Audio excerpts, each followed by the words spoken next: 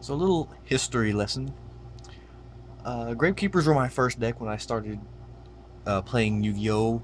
More competitively, as in started going to locals. It's my first deck I ever had. 3 merit structure decks put together. Voila. And it's a deck that I always go back to, no matter what, just to see how it does in the whatever format that I get it in.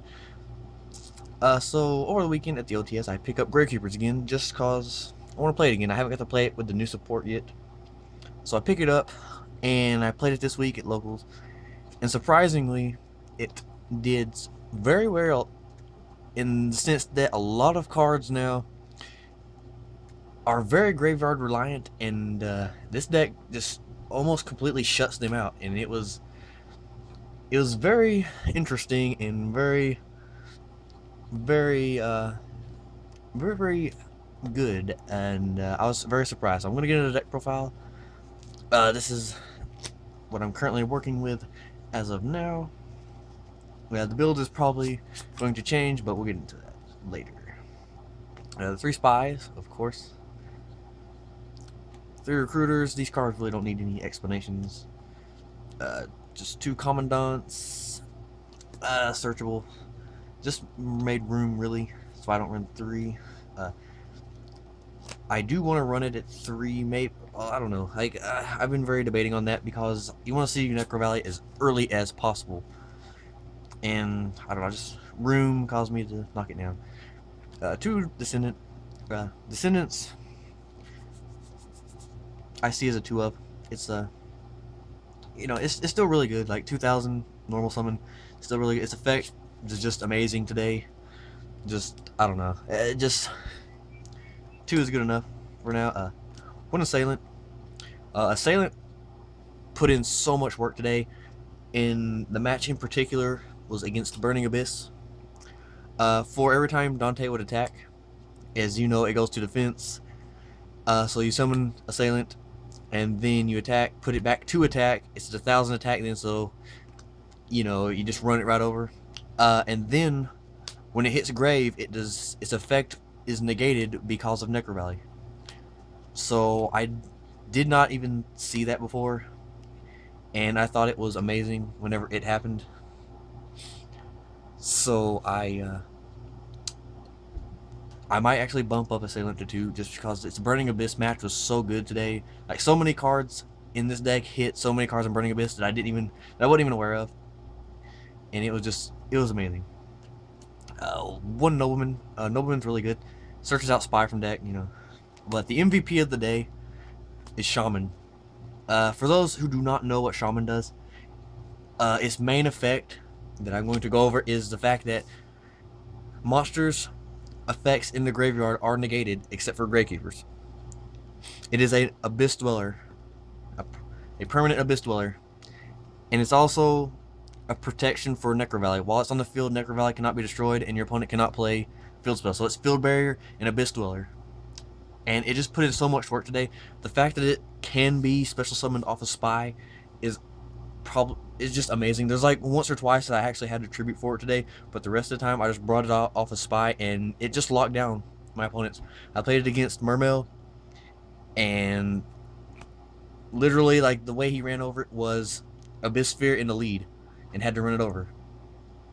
And the matches I won today was because of Shaman, except for 1 match against Prophecy, which Necro Valley took care of that. But Shaman just put in so much work, and it was amazing. And the last effect it has is it gains 200 defense for each Gravekeeper in the graveyard, which that in itself is just amazing. It got very high, and they just couldn't run it over. Especially against Burning Abyss, they have a problem dealing with monsters bigger than Dante, and just sitting on this. Like, Spy alone was enough to stall them out until they ran out of resources. So it was just it was so good, and this just negated all this and Necro Valley it just makes sure your opponent can't play Yu-Gi-Oh! And it was incredible. And then last monster's 1 Birdman. I changed the build up from what I actually had in tourney today. I got some new cards after tourney, but I put in 1 Birdman. That's one of them. Birdman is good for bouncing Spy, reusing Spy, and going into level 7s, synchros, such as Arcanite, Magician, or Black Rose, if you have them. And that's it for monsters. There's 14 monsters. For spells, 3 Necro Valley. And no, not 2 Necro Valley, 1 Terraforming, 3 Necro Valley. 3 Necro Valley is just... Necro Valley shuts down so many decks this format. It was crazy. Like, every deck I played against, Necro Valley just... It hit like half their deck. It was incredible. One thing that I found just amazing in my match today against Prophecy, with the new rule where there's 2 field spells, both players can have a field spell. Necro Valley negates Grand Tower because it tries to move a card in the graveyard back to deck, and Necro Valley states that you cannot do that. So it negated Grand Tower, and that was one of the main reasons that I won. So it was amazing. Plus the no banishing stopped Wisdom. 2 Stels. Trying to find room for a 3rd, but I'm not sure. My monster count's pretty low, so I'd like to run 3, but if you see it early, it's not that great because it's pretty dead early on. Royal Tribute. Royal Tribute. I was afraid to run Royal Tribute at first because so many decks that get their effects. But then I realized that I did not care. Like, after playing the Burning Abyss match, I was not afraid at all to Royal Tribute because they run Monarchs, they run Majesty's Fiend. Royal Tribute will stop, or Necro Valley stops Sir. And then I realized I did not care if they got to search for a tour guide, or, you know, against with Skarm, and I did not care if, you know, the Graham starts some from deck. So, you know, I just didn't care. Like, the only deck right now that I would not want to Royal Tribute would be Shadal's because of Dragon, because Dragon will pop Necro Valley most likely. But Royal Tribute is still just amazing. 2 dualities, consistency. 1 Wonder Wand because Wonder Wand and Recruiter, you know, draw 2, get a search. That's pretty good.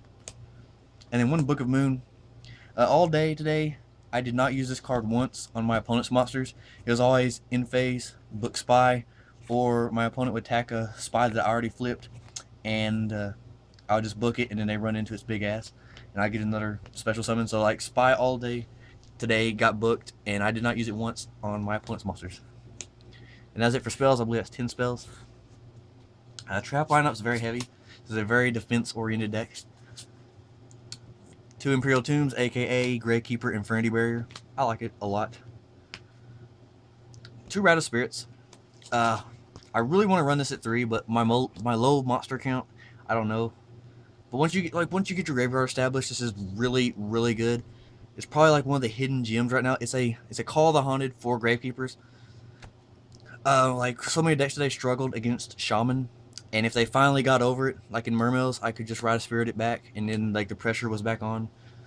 And another thing that really stood out with this card is Descendant and Recruiter, because I would go Descendant, Tribute Recruiter, destroy a card, get a search, then Rat of Spirit, get Recruiter back, Tribute again, get another search, destroy a card. Like, it just made it just like, it was just amazing. Like, it worked out so good, and I want to run a 3rd one just because of how well it was.